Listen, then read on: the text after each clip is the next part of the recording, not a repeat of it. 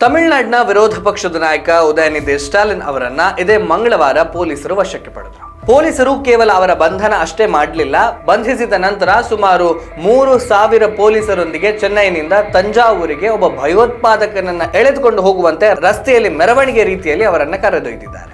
ಈ ಉದಯನಿಧಿ ಸ್ಟಾಲಿನ್ ಅಂದ್ರೆ ಯಾರು ಅಂತ ಗೊತ್ತಲ್ಲ? ತಮಿಳುನಾಡಿನ ಅತ್ಯಂತ ಪ್ರಮುಖ ರಾಜಕೀಯ ಕುಟುಂಬಕ್ಕೆ ಸೇರಿದವರು. ಅಲ್ಲಿಯ ರಾಜಕೀಯ, ಚಿತ್ರೋದ್ಯಮ ಮತ್ತು ಮಾಧ್ಯಮಗಳ ಅನಭಿಷಿಕ್ತ ದೊರೆಗಳ ಕುಟುಂಬ ಅವರದ್ದು. 5 ಬಾರಿ ತಮಿಳುನಾಡಿನ ಮುಖ್ಯಮಂತ್ರಿಯಾಗಿ ಅಧಿಕಾರ ನಡೆಸಿದ್ದ ಕರುಣಾನಿಧಿ ಅವರ ಮೊಮ್ಮಗ. ಅವರ ಅಪ್ಪ ಕೂಡ ಮುಖ್ಯಮಂತ್ರಿಯಾಗಿ ಇತ್ತೀಚೆಗಷ್ಟೇ ಅಧಿಕಾರದಿಂದ ಕೆಳಗಿಳಿದವರು. ಅಪ್ಪ ಮುಖ್ಯಮಂತ್ರಿ ಆಗಿದ್ದಾಗಲೇ ತಾನೂ ಕೂಡ ಉಪಮುಖ್ಯಮಂತ್ರಿಯಾಗಿ ಅಧಿಕಾರ ಅನುಭವಿಸಿದವರು. ಈಗಲೂ ತಮಿಳುನಾಡಿನ ವಿರೋಧ ಪಕ್ಷದ ನಾಯಕನಾಗಿರುವವರು. ಇಂತಹ ಮಹಾನ್ ವ್ಯಕ್ತಿಗೆ ಹಿಂದೂಗಳು, ಹಿಂದೂ ದೇವರುಗಳು, ಸನಾತನ ಧರ್ಮ, ಭಾರತೀಯತೆ ಅಂದ್ರೆ ಮಾತ್ರ ಅದೇನೋ ಸಿಕ್ಕಾಪಟ್ಟೆ ದ್ವೇಷ.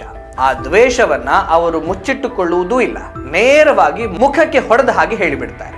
ಉದಾಹರಣೆಗೆ, ಚೆನ್ನೈನಲ್ಲಿ ನಡೆದ ಸಮ್ಮೇಳನವೊಂದರಲ್ಲಿ ಅವರು ಸನಾತನ ಧರ್ಮವನ್ನ ಕೇವಲ ವಿರೋಧಿಸಬಾರದು, ನಿರ್ಮೂಲನೆ ಮಾಡಬೇಕು. ಸನಾತನ ಧರ್ಮ ಅನ್ನುವಂಥದ್ದು ಡೆಂಗ್ಯೂ, ಮಲೇರಿಯಾ, ಕೋವಿಡ್-19 ನಂತಹ ರೋಗಗಳಿಗೆ ಸಮ ಅಂತ ಹೇಳಿದರು. ಅವರ ಹೇಳಿಕೆಯ ವಿರುದ್ಧ ದ್ವೇಷವನ್ನ ಬಿತ್ತುವ ಮತ್ತು ಧಾರ್ಮಿಕ ಭಾವನೆಗಳಿಗೆ ನೋವುಂಟು ಮಾಡುವ ಆರೋಪದ ಮೇಲೆ ಭಾರತದಾದ್ಯಂತ FIRಗಳು ಮತ್ತು ಕ್ರಿಮಿನಲ್ ದೂರುಗಳು ದಾಖಲಾಗಿವೆ.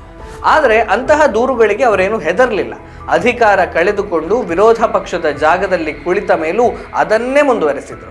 ಇತ್ತೀಚೆಗಷ್ಟೇ ಅವರು ತಮಿಳುನಾಡು ವಿಧಾನಸಭೆಯಲ್ಲೇ ನಿಂತು ಸನಾತನ ಧರ್ಮವನ್ನ ನಾಶ ಮಾಡಬೇಕು, ನಿರ್ಮೂಲನೆ ಮಾಡಬೇಕು ಅಂತ ಗುಡುಗಿದ್ದಾರೆ. ಕೇವಲ ಇದಿಷ್ಟೇ ಅಲ್ಲ, ಉದಯನಿಧಿ ಸ್ಟಾಲಿನ್ ತಮ್ಮ ಭಾಷಣಗಳಲ್ಲಿ, ಸಂದರ್ಶನಗಳಲ್ಲಿ ಎಲ್ಲ ಕಡೆಯೂ ಕೂಡ ಹಿಂದುತ್ವವನ್ನ, ರಾಷ್ಟ್ರೀಯತೆಯನ್ನ, ಹಿಂದೂ ದೇವರನ್ನ ಟೀಕಿಸ್ತಲೇ ಇರ್ತಾರೆ. ಹೀಗೆ ನಿರಂತರವಾಗಿ ಹಿಂದೂ ಧಾರ್ಮಿಕ ಭಾವನೆಗಳಿಗೆ ನೋವುಂಟು ಮಾಡುವ, ಪರಸ್ಪರ ದ್ವೇಷ ಹರಡುವ ಒಬ್ಬ ರಾಜಕಾರಣಿಯನ್ನ ಕೊನೆಗೂ ಬಂಧಿಸಲಾಯಿತು ಅನ್ನುವ ವಿಷಯ ಕೇಳಿ ನಿಮಗೆ ಸಂತೋಷ ಆಯ್ತಾ?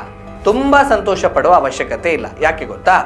ಅವರನ್ನ ಬಂಧಿಸಿದ್ದು ಸನಾತನ ಧರ್ಮವನ್ನ ನಾಶ ಮಾಡಬೇಕು ಅಂತ ಹೇಳಿದ್ದಕ್ಕಾಗಿ ಅಲ್ಲ, ಸನಾತನ ಹಿಂದೂ ಧರ್ಮವನ್ನ ಡೆಂಗ್ಯೂ, ಮಲೇರಿಯಾ, ಕೊರೋನಾ ಮಹಾಮಾರಿಗೆ ಹೋಲಿಸಿದ್ದಕ್ಕಾಗಿ ಅಲ್ಲ.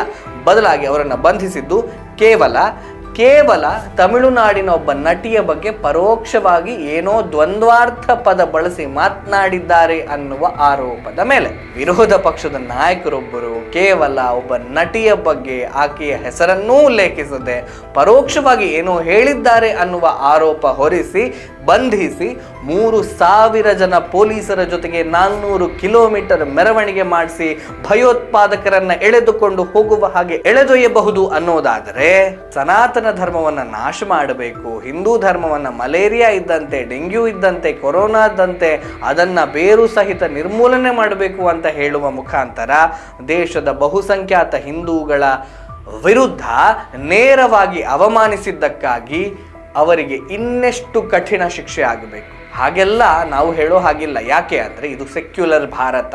ಇಲ್ಲಿ ಹಿಂದೂಗಳ ವಿರುದ್ಧ ಏನು ಬೇಕಾದರೂ ಮಾತನಾಡಬಹುದು, ಯಾವ ರೀತಿ ಬೇಕಾದರೂ ಟೀಕಿಸಬಹುದು.